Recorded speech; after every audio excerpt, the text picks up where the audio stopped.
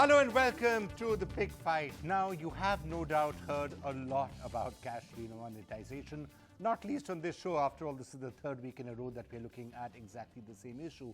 And plenty and thousands and countless hours hearing and discussing this on all TV channels. So, on this episode of The Big Fight, we've decided to come to the crux of the issue. All the various questions, the permutations, the long-term question of whether demonetization will eventually in history be seen as being a successful exercise or a failure can arguably be reduced down to 6 questions. 3 of them slightly technical questions and slightly more obscure questions, and 3 of them the questions that we've been debating with black money and disruption and so on and so forth. These 6 questions, in my humble opinion, are going to decide whether demonetization will be a success or a failure. So I've gathered some of the top experts in the country and political voices in the Big Fight studio right now to help us find yes or no answers to these 6 crucial questions. So let me start off by first welcoming all the guests that we have out here. P.N. Vijay is with us again, spokesperson of the BJP, but also a very noted economist, been looking at the economic cell, looking at the markets, all that sort of a thing. Was with us last week as well, so great to have you back. We have Sushmita Dev of the Congress Party. Great to have you with us. And Dr. Surjit Bhalla, MD, Oxford Fund Management, has been helping us understand a lot of the permutations and the twists around this entire thing. Harsh Manda, writer and activist, has strong views on what is actually happening in rural India and where he thinks the real disruption is taking place.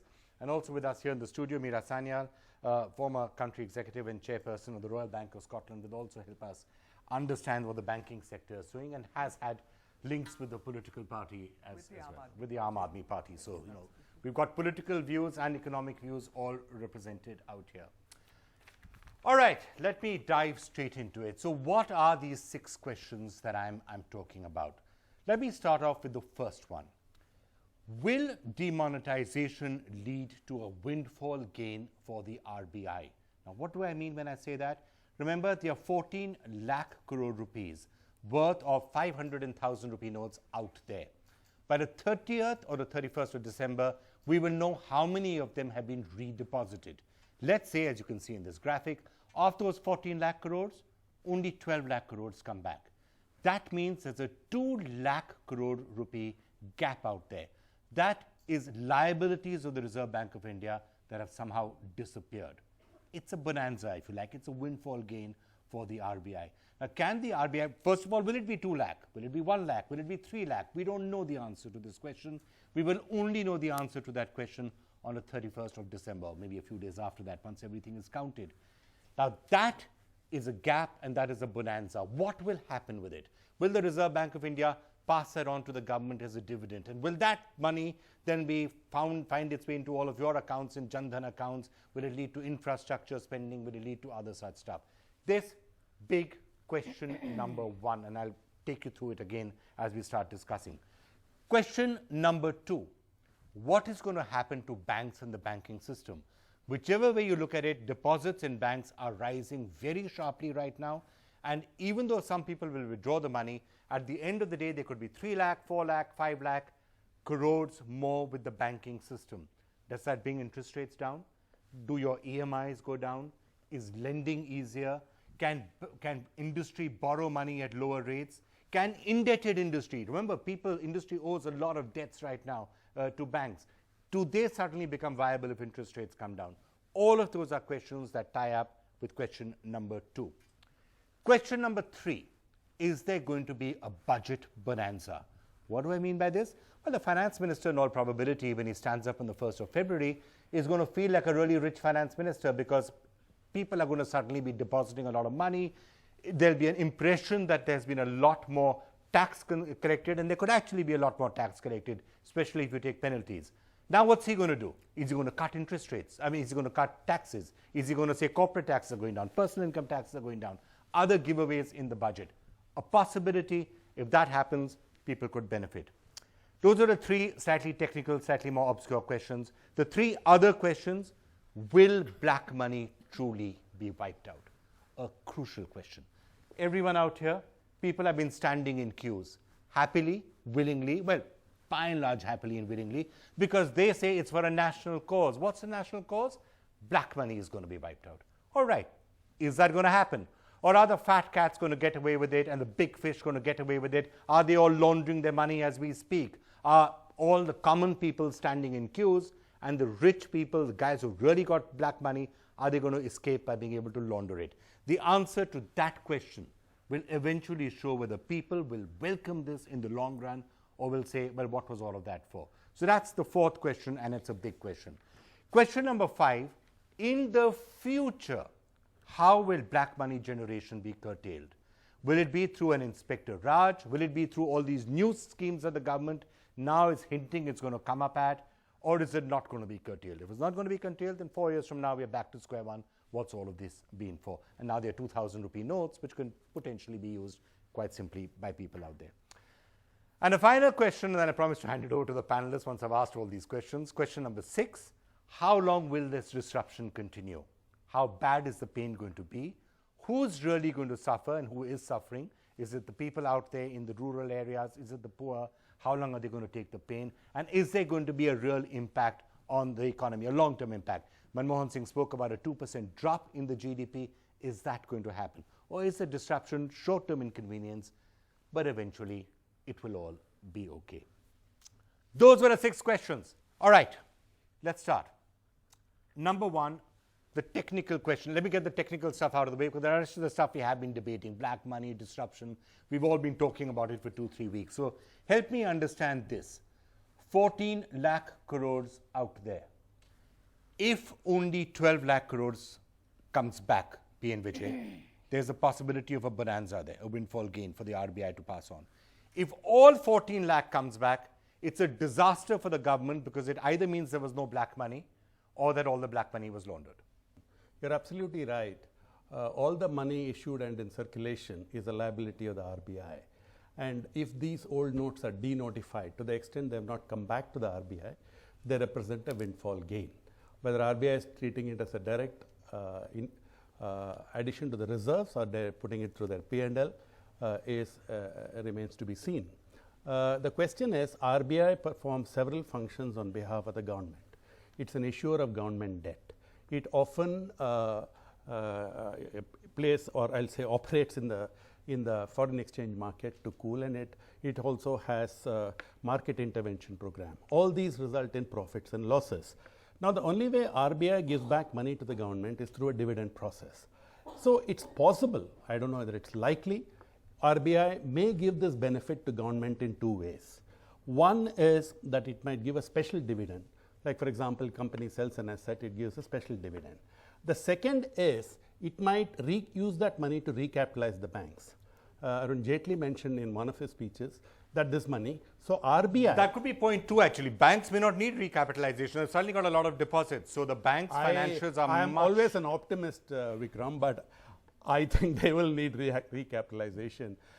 If some but of the money could be used, if the government gets a 2 lakh crore dividend from the RBI, it could use it for anything. Anything. But I mean, politically, I'm sure you would want, from with your BJP hat on, I'm sure you would want them to start sending the money into people's Jan Dhan accounts. Jan Dhan account, not really, because, you know, how does it help? Not really that your Prime Minister says really. No, I mean, Jan Dhan is a person's personal account.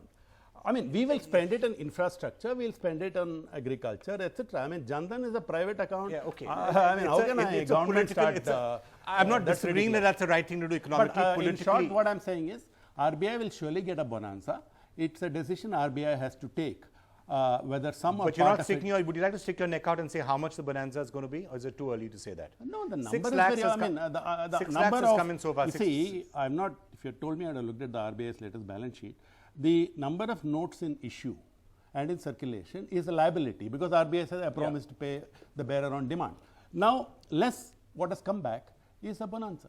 Okay, it's a bonanza. So, you know, why are you shaking your head? Not at all, Vikram, because I think, as Vijay has rightly pointed out, a promissory note, and I think all of you please take out the note from your pocket and have a look at it. Any note says it's an unconditional promise by the Reserve Bank of India, whichever governor has signed it, to pay the bearer of the note. It is not bound in time.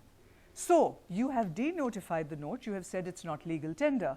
But in 2017, 2019, 2029, I can still bring my note to the Reserve Bank of India, and the Reserve Bank of India is liable to pay me. I can't use it for, hold on a minute. It is a promissory unconditional note.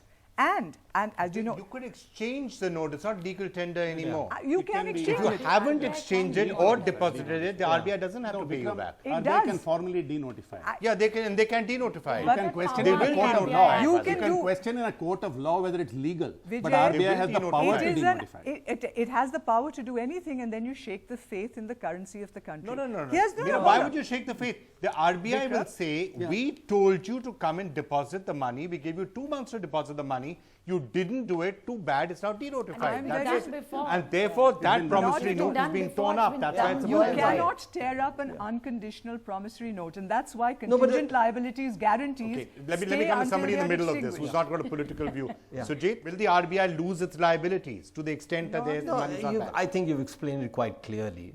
I don't know why Mira is saying that there's a promise. Look, you've got until the end of next month, which is sufficient time according to most, and even then the government has notified, has stated that if you're an NRI, you're not here, you can still bring it back next year or whatever, as long as the amount is not a humongous amount. So, they can obviously do it, and it is obvious. Look, everybody's debating whether the RBI will give it as a dividend, will do this, that, whether it has the capacity to do so or not. Bottom line is, what they have done, planning to do, is perfectly legal, is perfectly okay, and they will get a bonanza. I think very, very unlikely the bonanza is going to be less than about 2 lakh crores, and very, very unlikely it's going to be more than 4 lakh crores. Where it falls in between, I have no idea. But 2 lakhs to 4 lakhs is not bad. It's a decent No, amount it's of a windfall. bonanza to get It's in. absolute. I think Wow, there's little that's- debate that's- that 2 lakh You crores could buy will come. lots of Rafale planes with that, or you could build lots of hospitals That- and that's- schools with that's- that. no. You could turn around the public education system. You could turn Yes. around the public health system. You could think about introducing social security. You could be waiving farmers' loans.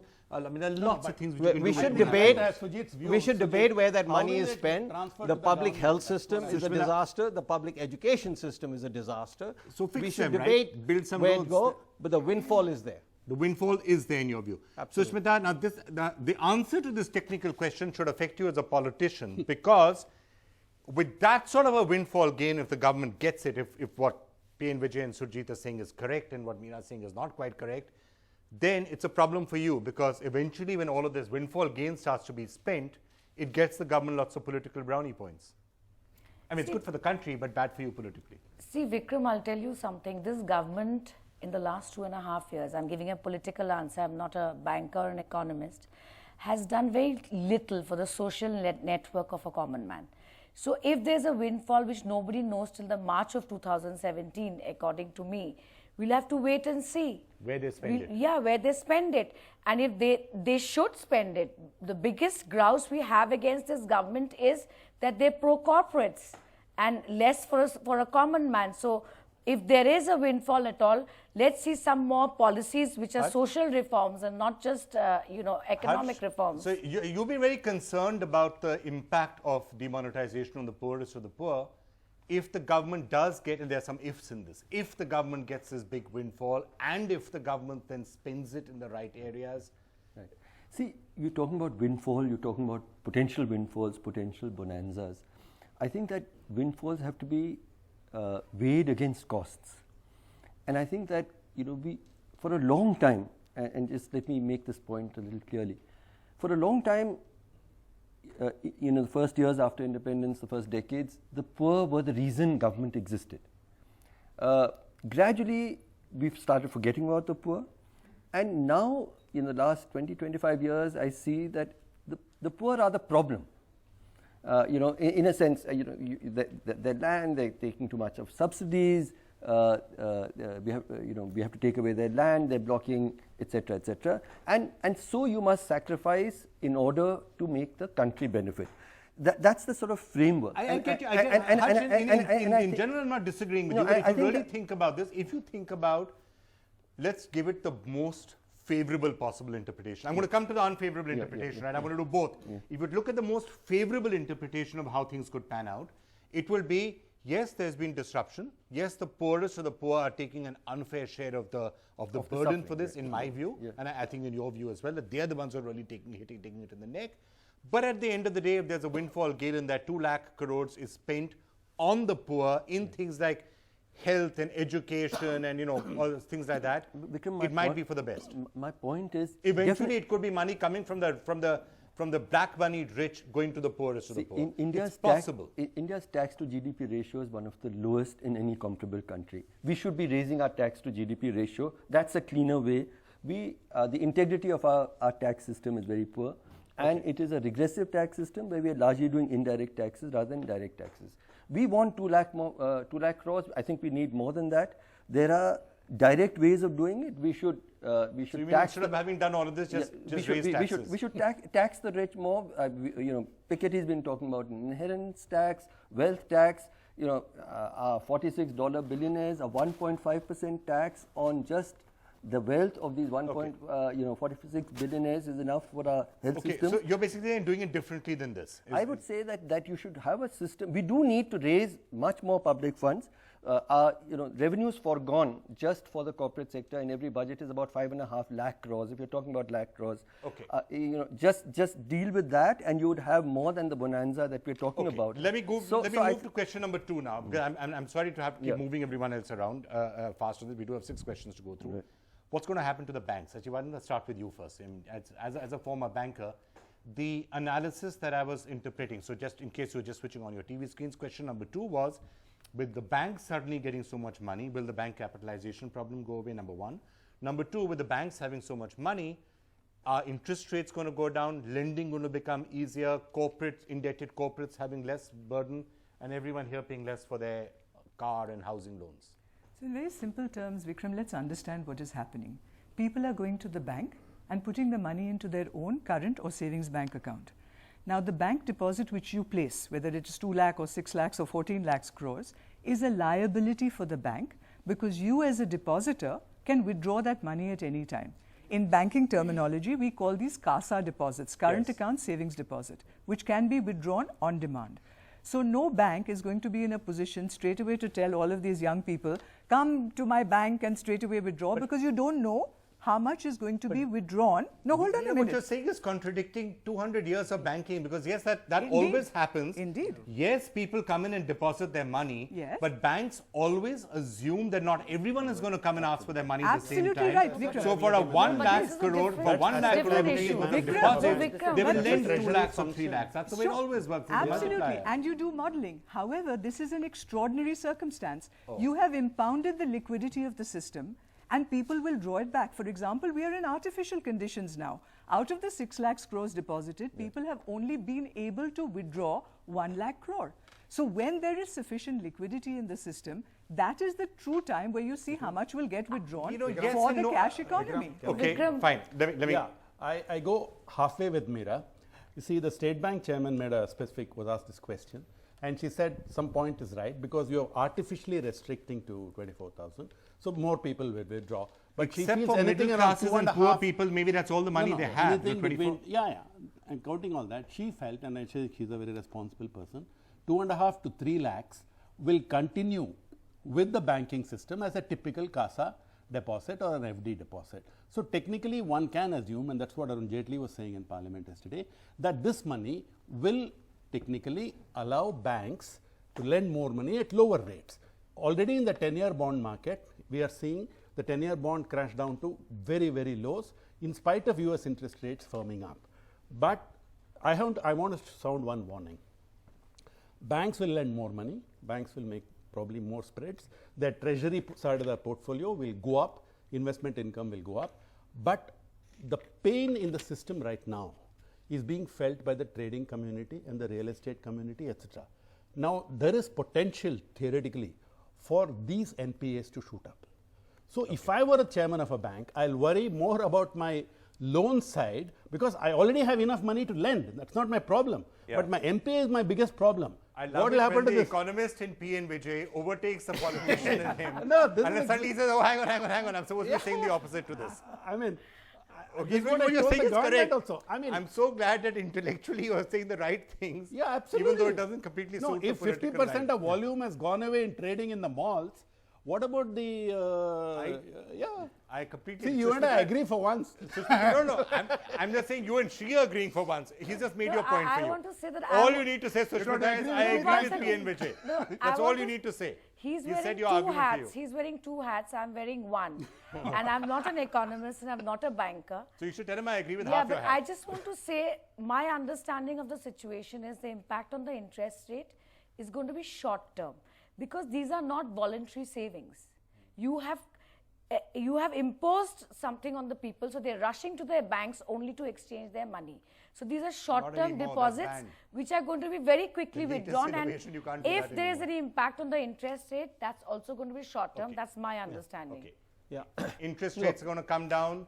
The entire indebtedness of the corporate sector, which is a huge problem, could that become better? Yeah, let's. By the way, that's one issue I'm surprised that the Congress and others are not picking up on. They I should was say, coming to that. yeah, I'm surprised that they're not talking about this. the All of this has been NPAs. done to bail out industry, which is heavily indebted. No. Why am I giving them ideas? You Let confused us- me with all the surprised that somebody technical got this very questions. good. That's why I They don't have forgot much that ideas part. anyway. And let me state, question. I'm neither a banker nor a politician. I'm an economist, so I'll give you an economist answer. Interest rates, in any meaningful way, or over any meaningful tenure, the interest rates will come down if inflation comes down. If inflation stays up or goes up, interest rates will go up. This is, even older than deposits determining banking. So this is the oldest law in the books.